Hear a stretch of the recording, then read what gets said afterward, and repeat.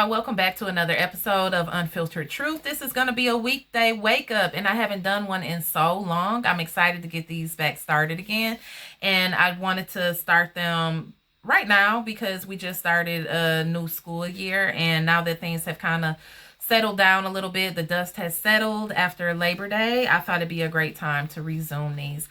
So these episodes are very short and they're intended to be listened to on your morning commute. So if you prefer the audio version, make sure you check me out on Spotify at Unfiltered Truth, and the link will be in the description box. If you are watching a video on YouTube as you get ready for work in the morning, you can find me at Unfiltered Truth.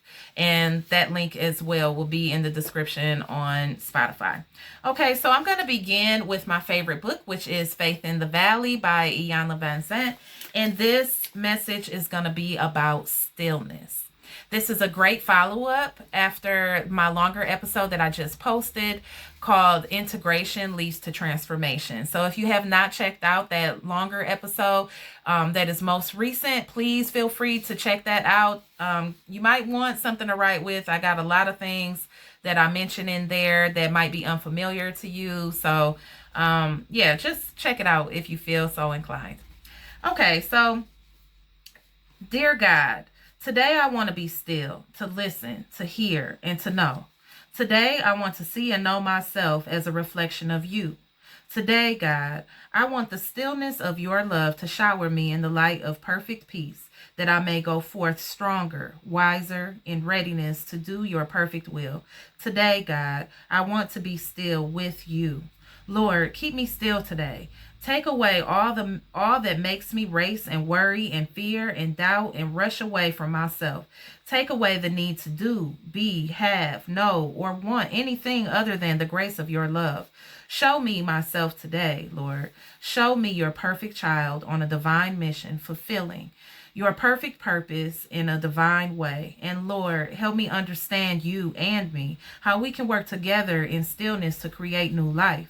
Today, Lord, I'm willing to be still in your arms, still in your light, still in your love. I am willing to see you in me and release all that is not.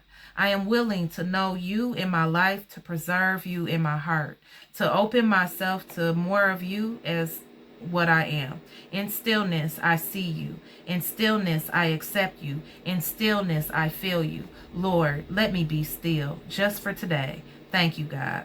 Today, move in stillness. So in my episode right before this, I was talking a lot about stillness, about being still, listening to God, meditating, and all of that.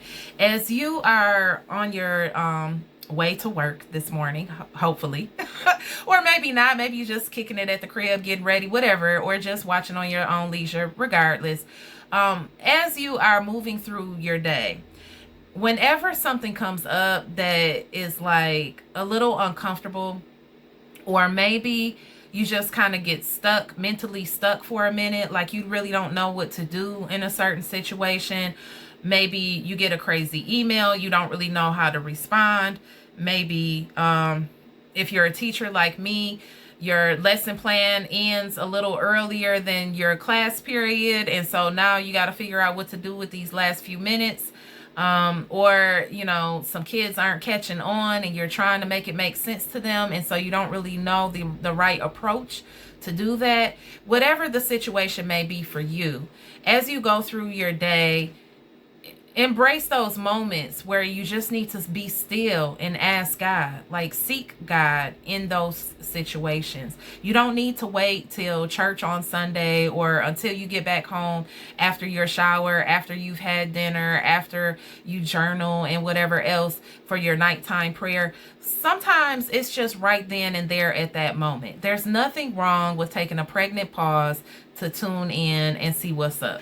Okay, I do it quite frequently. If I don't know what to do, I will do nothing and I will just be quiet and pray. Sometimes it's just about, you know, saying that. Like I used to tell my kids, and sometimes, you know, if I have to now, like now they're older, so not so much. It's not really necessary. But when my kids were younger, if they did something, and I really didn't know how to discipline them because I was just like flabbergasted Like, I remember this one time they spilled a whole bottle of sprinkles on the living room and dining room floor, and they were just everywhere. And they were little, they were very little. My youngest was like 1.5, my oldest was like 3. And so it was just it was a whole thing, and I was like stuck. I just came downstairs, like, it's sprinkles covering the 2 rooms of the house. I was so outdone. I didn't even know where to begin. Obviously, I needed to clean it up, but I didn't know how to deal with my children about it so that this wouldn't be a regular occurrence. Okay. So whenever stuff would happen like that, and my kids acted up in some kind of way, even though it might be kind of small, it might be something that's like, they're in their formative years, so we got to knock this stuff out, right? So I would just tell them straight up, like, I got to listen to God. You just stay right here and let me listen to God. And, once they got a little bit older, then I could even, go sit outside for a few minutes. And I would tell them, it'll probably take about 5 minutes or so. Let me just go listen to God, and then I'll let you know what he says as far as what your consequence is going to be.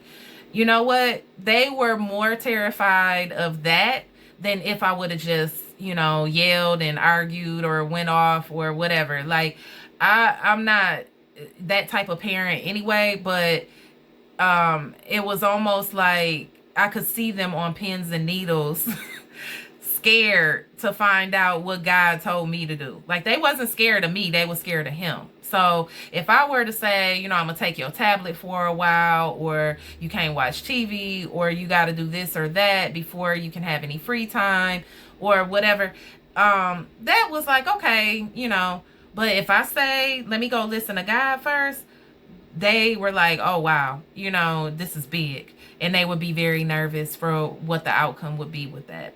Sometimes God's consequences may be more harsh than what I would have done. And sometimes, he might be a little bit lighter, depending on, whatever the situation was and what he said about it. Okay, so that's the whole point. You don't know what he's going to say until you ask, and you can't really get the insight unless you look for it first, unless you seek it first. Okay, and by look for it, I don't mean like, scouring around through everything that you can put your hands on to try to find something that makes sense. I'm talking about, from within. Okay, so when you seek him, understanding that he lives within you, then you just quiet yourself. You ask the question, be willing to do whatever it is that he tells you to do in that moment, and be obedient.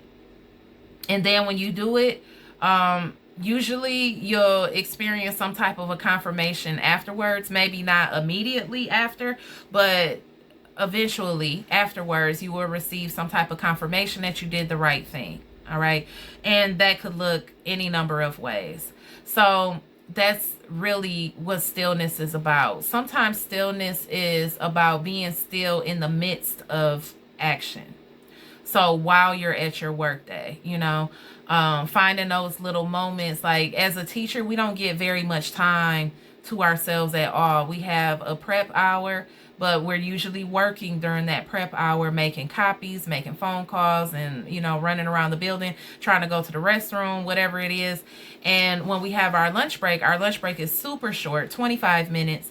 And so by the time you get your lunch ready, go to the restroom, get your kids cleared out and all of that stuff, you really don't have much time. You got maybe 15, 20 minutes at the most to yourself, if that. Okay. So it's not much time. But what I found is, if I just, take 2 minutes of that time, take a couple minutes or a few minutes during my prep, a few minutes during my lunch, a few minutes before work starts, a few minutes at the end of my day before I change into a different task or the next thing that I have to take care of. That is so much, that is so beneficial to my day. Okay. I am always, clear and knowing what I need to do next. I feel like I have a handle on things. I don't feel lost in the sauce, as long as I plug in periodically throughout my day, and just sit still. And sometimes, stillness can just be that. It could just be sitting and breathing. It doesn't always have to be like some deep, profound question or whatever. Sometimes it's just breathing and clearing out old energy or whatever happened, in the morning part of your day. If you had a rough morning getting to work and you got all these things going on and stuff, it is definitely beneficial for you to sit still for a minute, pray, and ask God to clear that energy out so that you can bring new life into the rest of your day. There's no reason to take all of that chaotic, funky energy into the workplace and then spill it out on your coworkers or whoever it is that you service at your job, whether it be young people and students or whether it be, older people at a senior home, wherever you work at. There's no reason to take your funky morning vibes because you was running late, because your coffee machine wasn't working, whatever the case. There's no reason to take all of that into the day with you and pour it out all over everybody else. Okay, so sometimes just pause before you get out the car. Before you even get out the car, just say a little prayer. Lord, be with me on this day. Help me to listen to you and feel you guiding me. Please guide my steps, direct my path. Like whatever it is that you want to say in your prayer, is your prayer. But say what you want to say in your prayer. Sit there for a second and breathe. This don't take long, y'all. You can do it in like 30 seconds. Okay. So, you just do that. Or even if you wait till you get inside, you get at your desk and you just kind of like, have a little moment to tap in, let God cover you, fill you up, let his Holy Spirit fill you up. Even just praying that and sitting still and resting in his spirit and his presence for a minute, and then going on about your day. It makes such a big difference. Okay. And for me, as a teacher, and I'm sure the rest of you all that are listening that are also teachers, it's important that we don't take whatever happened in one class into the next class. So if your first hour is crazy, you don't want to take that energy into your second hour. And even though your second hour might be immediately after your first hour, like you don't even really have the 4-minute passing time. That's the case with me this year. The grade that I teach, we have to like physically walk the students from class to class. So we don't get the transition time between classes. And so even in that moment, just standing at the door while you're watching them line up, you're physically looking at them line up, but in your mind, you could be taking a deep breath. You could be letting it go, whatever happened. One thing that I started doing that really has helped me so much is I incorporate a mindful moment or, a calm down time is what I call it. I call it calm down time. But basically what I do is I put on some instrumental music with some nature scenes in the back, like maybe, an underwater scene with a lot of fish, or maybe some baby animals out in nature playing or something like that. And then there's instrumental music over top. Okay. And some of these are sound frequency music to like, help you to let go of negativity and to encourage more positive thinking and different things like that. But those type of videos, I will put them on my big screen in my classroom, and I will ask the kids when they first come into the room, either watch the video or put your head down. There's no talking for 60 seconds. During that 60 seconds where it's dead silent and all we have is this instrumental music going on with this nature background, I'm taking attendance. Or if it's if it was a class that was a little bit rough before that, I may do the same thing. I might not put my head down, but I may, kind of like just sit there and, stare at the screen a little bit. Or I may even rest my eyes for a second just so that I can pray, okay, silently to myself. But taking that 60-second moment of silence, that calm down time, that mindful moment, whatever you want to call it, taking that little 60-second break right there before we get started, it helps my students to regroup and to refocus to shift gears from being in the hallway, walking and playing with their friends, to now sitting down and learning a whole different subject in the class right before that. It also gives me a chance to release whatever happened in the previous class, shake it off, and go right into the new class and let their energy be for them and not the first hour energy carrying over to the second hour and so on. So that is just a strategy that I have incorporated for the past couple years that has been very helpful. Since I have younger kids now, I used to just do this at lunchtime, like when the kids came back from lunch and they're wiry. If you're a teacher, you know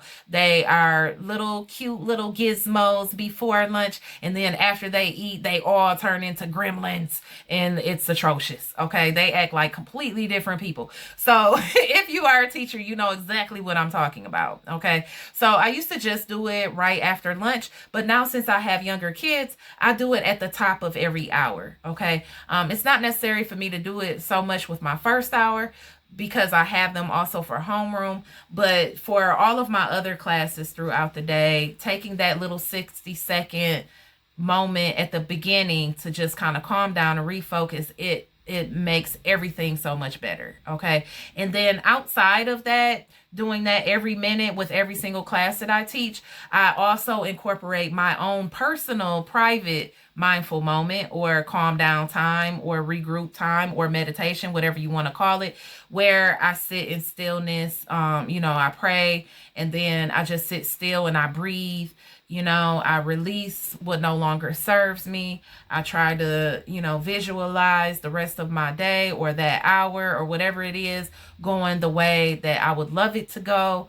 Being open to whatever experience God wants to bring about in that situation, recognizing that everything may not go my way, but everything will always work out just fine, and it will work out for me and not against me because I'm allowing God the space to lead me. So sitting in stillness is allowing God to be in the driver's seat of our day.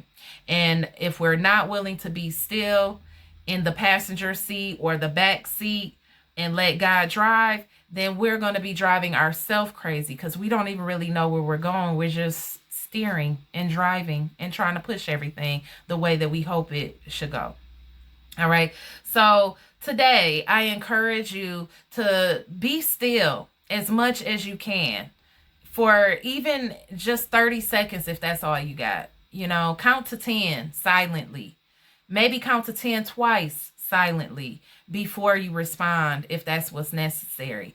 If you get a email or something that kind of like rubs you wrong, don't immediately reply. We all know this in a professional sense, but that's why stillness is so important. Just ask God, what should I do about this? What should I say? What should my response be? Give me the words to say as I type this person back. Let me not respond prematurely, whatever the case. Okay. So I encourage you to find a moment to be still, or several moments if that's what you need. Let's walk and move in stillness today. I hope that you have a wonderful day, and I hope that you can drop a comment and let me know what your plan is on how you're going to be still today, or what your intentions are on stillness, or even come back to this video and let me know how this maybe helped you throughout your day. So with that, I will see you tomorrow. Have a good day.